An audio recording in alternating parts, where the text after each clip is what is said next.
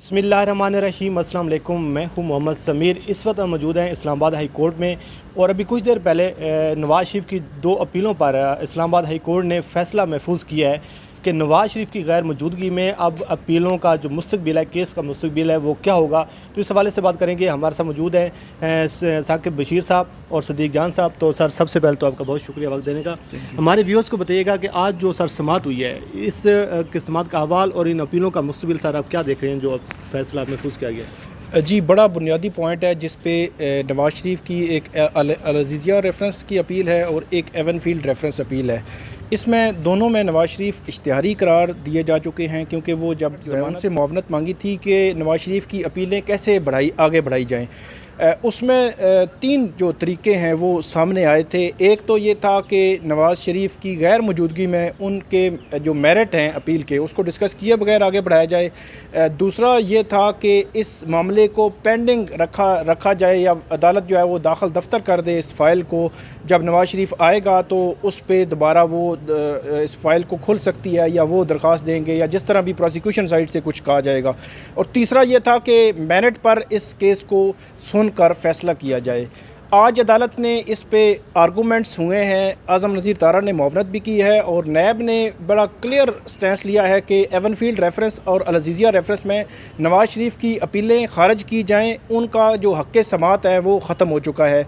इस पर अब कानूनी नुक्ते पर अदालत ने फ़ैसला महफूज किया है और ये फ़ैसला जो है वो आज ही उम्मीद है आ जाएगा। इस हवाले से एक चीज़ और मैं बता दूँ, आज़म नज़ीर तारड़ जो इस केस में मुआवनत कर रहे थे अदालत की, तो वो क्योंकि सेनेटर भी हैं लेकिन बतौर वकील उनको मुआवन मुकर्रर किया गया था, तो दो दफ़ा आज कोर्ट में उनको अदालत ने याद करवाया कि आप नवाज़ शरीफ के वकील नहीं हैं बल्कि आप अदालती मुआवन हैं और आप बैलेंस बात करें, आप वन साइडेड जो है वो बात ना करें।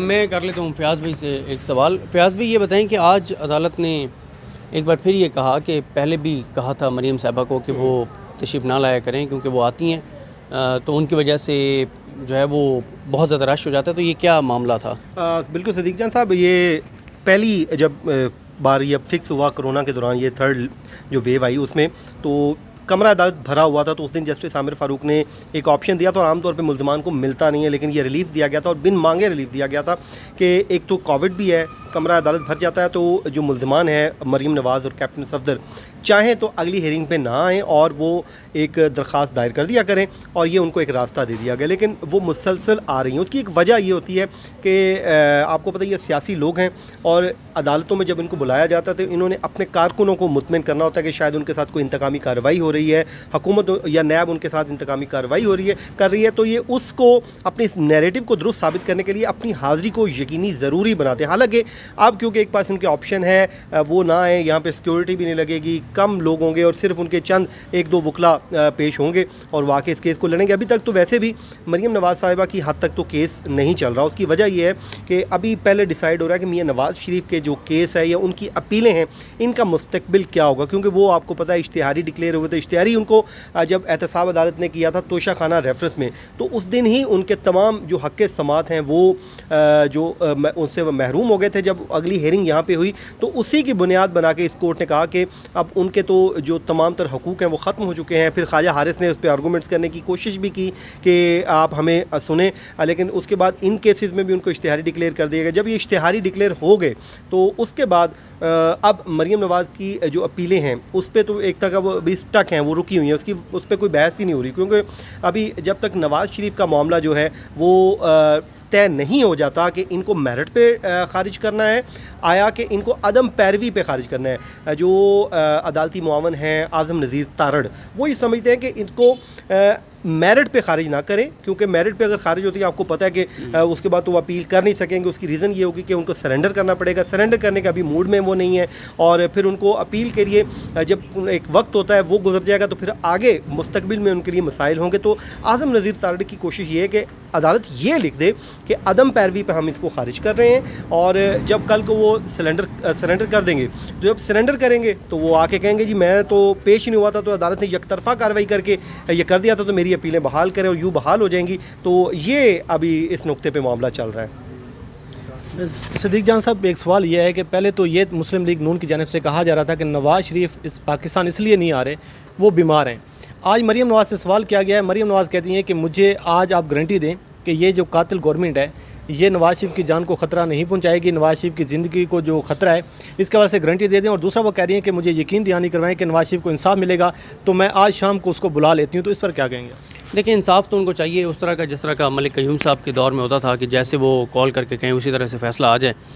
और जहाँ तक बात है, आपने दुरुस्त कहा कि आज मरीम साहिबा ने बहुत बड़ा इंकशाफ किया है और जिसमें उन्होंने बताया है कि नवाज़ शरीफ आज ही वापस आ जाएंगे अगर उनको ये 2 गारंटीज़ दे दी जाएँ। और यही 2 गारंटीज़ मांगने मोहम्मद ज़ुबैर साहब गए थे उस वक्त भी कि बस हमारे हक़ में फ़ैसला आ जाएगा तो मियाँ सब वापस आ जाते हैं। तो अब इससे ये बात साबित हो गई। मेरा ख्याल है कि इस पे सबसे पहले तो नोटिस लेना चाहिए, सुप्रीम कोर्ट को भी नोटिस लेना चाहिए इसके ऊपर, और सुप्रीम कोर्ट को देखना चाहिए कि जी लाहौर हाई कोर्ट ने ये कहकर नवाज शरीफ को बाहर भेजा था कि वो बीमार हैं।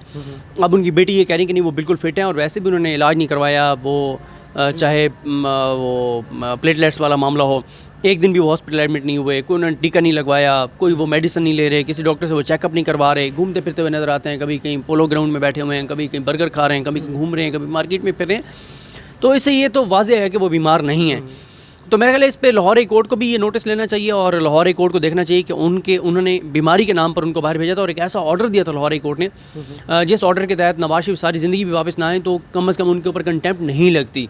कि यानी उसमें यह कह दिया गया था कि जब तक उनके डॉक्टर ये नहीं कहते कि वो मुकम्मल तौर पर फिट है, वो पाकिस्तान वो वापस ना आए, कोई टेंशन नहीं है। और उनके डॉक्टर कौन है जिनको वो पैसे दे के और वो रिपोर्टें, वो तो ये भी नहीं कर रहे ना, इतना कर लेते इतना भी वो नहीं कर रहे। तो अब ये इंपॉर्टेंट है, इस वक्त हम आमिर फ़ारूक साहब की कोर्ट के बाहर खड़े हैं और मतलब क्या लग रहा है कि क्या फैसला आ सकता है? देखिए, डिसमिस तो होनी है कि लेकिन ये है कि असल बात ये है कि नॉन प्रोसिक्यूशन के ऊपर होंगी, अदम पैरवी की बुनियाद पर होंगी या मेरिट पर होंगी डिसमिस, ये अब इम्पॉर्टेंट है।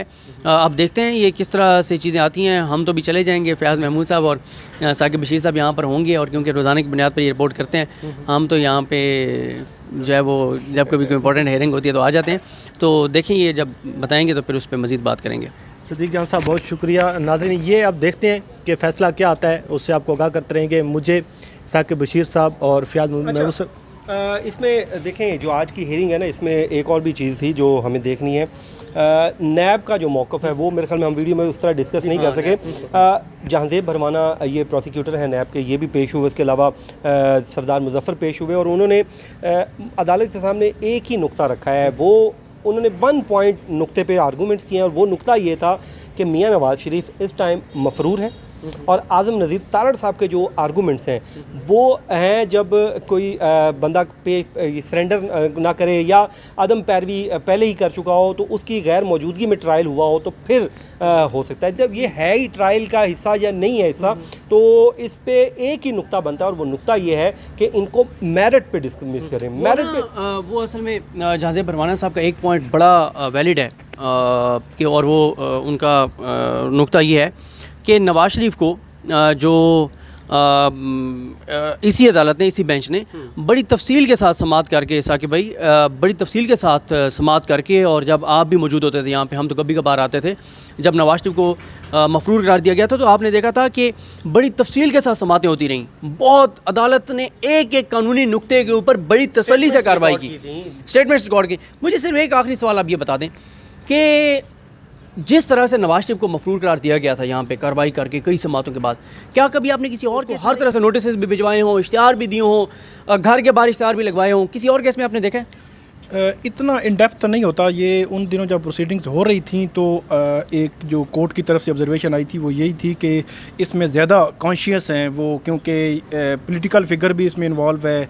डेफिनेटली पब्लिकली या मीडिया में भी बहुत सारी चीज़ें आ रही होती हैं, तो कोर्ट ने एक एक जो कानूनी पॉइंट था उसको मद्देनज़र रखा और उसको आगे चलाया। रूटीन में यहाँ पे होते हैं, इश्तिहारी भी होते हैं, मफरूर भी होते हैं, लेकिन इतनी जो है ना वो आप कहें कि 1 by 1 जो है इतनी कार्रवाई हमने कभी ऐसी देखी नहीं है। इस हवाले से कोर्ट का सिर्फ मतमा नज़र जो है ना वो हमें, क्योंकि प्रोसीडिंग में भी सामने आया था कि वो इसको थोड़ा इन डेप्थ देख रहे थे कि कोई कल एक जो जस्टिस आमिर फ़ारूक का वो जुमला मुझे याद है कि उनका ये था कि कल कोई ये ना कहे कि हमें जो कानूनी जो पूरा एक प्रोसीजर था उसको फॉलो नहीं किया अदालत ने उनको मफरूर करार देते हुए। और आप ये भी देखें कि हम तो जैसे मैंने कहा कभी कभार आते हैं, लेकिन आप तो रोज़ाना अटेंड करते हैं और इस केस को हम देखते हैं। आमिर फ़ारूक साहब और मोहसिन अख्तर कियानी साहब, इससे ज़्यादा ओपन माइंड के साथ, कितने ओपन माइंड के साथ कोई जज बैठ सकता है कि अदालती मुआविन भी आज़म नज़ीर तारड़ साहब को रहे हैं मुख्तलिफ अदालतों के अंदर, तो इससे ज़्यादा ओपन माइंड के साथ क्या कोई जज केस सुन सकता है? नहीं, ये मैं समझता हूँ बिल्कुल आपने ज़बरदस्त एक पॉइंट उठाया है कि पता था उनको कि वो सेनेटर है मुस्लिम लीग नून के, वो कोर्ट रूम में बैठे हुए थे, तो वहाँ से उनको उठाया, रोस्टरम पे बुलाया और साथ ही उनको मुआविन मुकर्रर कर दिया। हमारे लिए भी ये जो थोड़ा सा ये था कि ये कैसी सिचुएशन है, लेकिन ये आपकी बात ठीक है कि ओपन माइंड ही उन्होंने लिया। अगरचे जो आज़म नज़ीर तारड़ हैं उन्होंने ये कहा और बार बार कहा कि ये एक पॉलिटिकल केस है, सियासी केस है, ये तारीख़ में लिखा जाता है, भुट्टो मर्डर केस और बहुत सारी उन्होंने मिसालें दी। फिर आज हमने देखा थोड़ा सा अदालत ने उनको रोका है कि आप उस तरफ ना जाएँ, फिर याद भी दिलवाया कि आप जो है वो मुआविन है, आप वो, लेकिन ये एक बड़ा फ़ैसला था कि उनको अदालती मुआविन मुकर्रर करना। जी बिल्कुल, आपने सुना साकिब बशीर साहब से कि जैसे साकिब बशीर साहब ने बताया और हम भी वो प्रोसीडिंग अटेंड करते रहे कि जब नवाज शरीफ को मफरूर करार दिया गया तो जितनी तफसील से सुना गया, जितनी समातें हुई, एक एक पॉइंट के ऊपर इतना टाइम लगाया गया, हमने नहीं देखा। और साकिब बशीर साहब का तो बहुत तवील एक अदालती केसेस को सुनने का तजर्बा है, अदालतों को कवर करने का। इन्होंने नहीं देखा अपने कैरियर में कि किसी को मफरूर करार देने के लिए इतनी ज़्यादा जो है वो डेप्थ में जाके सुना गया, उतना टाइम लगाया गया। और साथ ये भी बताया जैसे साकिब बशीर साहब ने और हमने देखा कि इससे ज़्यादा अदालत इंडिपेंडेंट माइंड से कितने बैठ सकते हैं जजेस के। आज़म नज़ीर तारड़ साहब को कहा कि आप अदालत की मामलत कर दें और बड़े तहम्मुल से जजेस सुन रहे हैं, बड़े आराम से। तो देखते हैं क्या फैसला आते हैं। हमें अपनी दुआ में याद रखें। अल्लाह हाफ़िज़।